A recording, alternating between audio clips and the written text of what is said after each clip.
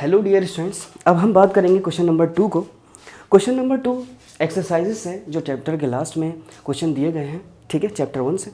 तो यहाँ पर हमारे पास फेरिक ऑक्साइड है।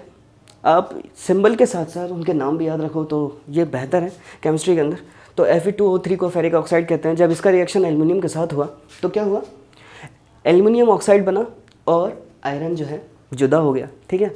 तो यहाँ हमें बताना है कि जो रिएक्शन है वो किसके एग्जाम्पल में आएगा, कॉम्बिनेशन में, डिस्प्लेसमेंट रिएक्शन में, डिकम्पोजिशन में या डिस्प्लेसमेंट रिएक्शन में।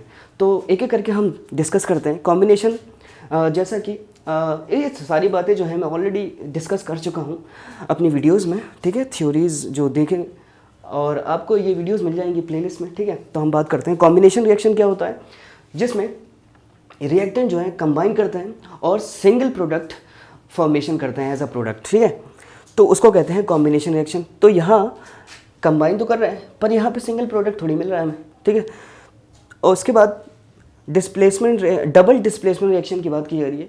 तो डबल डिस्प्लेसमेंट रिएक्शन की बात तब करते हैं जब हमारे पास रिएक्शन के अंदर आयोनिक कंपाउंड होते हैं। तो ये अगर मान लूँ कि आयोनिक कंपाउंड है पर ये तो कोई कंपाउंड नहीं है ना, ये तो एल्यूमिनियम है, एज अ सिंगल एलिमेंट इस्तेमाल हो रहा है ना। तो डबल डिस्प्लेसमेंट रिएक्शन की ये एग्जांपल नहीं होगी, ठीक है, क्योंकि यहाँ पे आयन का एक्सचेंज देखने को नहीं मिल रहा है, क्योंकि ये इटसेल्फ, इसको अगर हम एल्यूमिनियम को देखें तो ये कंपाउंड तो है नहीं, एल्यूमिनियम अकेला है, एलिमेंट है। फिर हम बात करते हैं डिकम्पोजिशन रिएक्शन की। डिकम्पोजिशन में क्या होता है, it is the reciprocal of the combination reaction.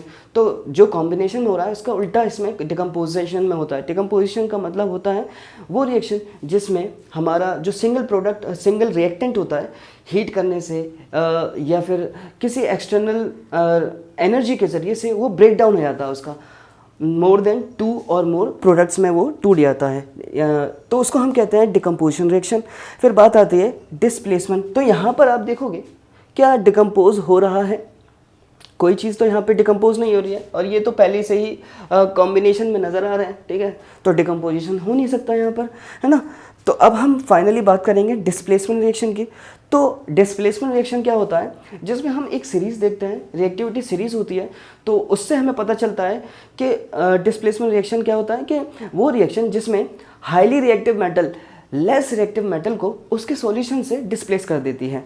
तो आप देखोगे कि आयरन ऑक्साइड है, ठीक है, ये कंपाउंड है अपने सॉल्यूशन में।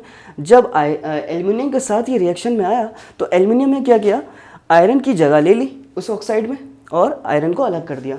और यहाँ हमें आपको मालूम भी होना चाहिए कि एल्युमिनियम जो है ज़्यादा रिएक्टिव होता है आयरन पे, क्योंकि जब रिएक्टिविटी सीरीज़ देखेंगे, एक्टिविटी सीरीज़ जो होती है, एल्युमिनियम टॉप पे आता है और वो डिक्रीजिंग ऑर्डर में, यानी सबसे ज़्यादा ऊपर वाले जितना जो टॉप में आएगा वो एलिमेंट ज़्यादा रिएक्टिव माने जाते हैं और एल्युमिनियम इसके नीचे आता है।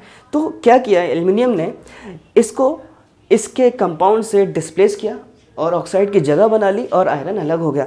तो इसका मतलब फाइनली हम कह सकते हैं कि ये जो एग्जांपल दी गई है ये डिस्प्लेसमेंट रिएक्शन की एक एग्जांपल है, ठीक है। और आपको ये बात समझ में आई है तो please subscribe to my channel. मिलते हैं नेक्स्ट वीडियो में अगले सवाल को लेकर। Thanks for watching my videos.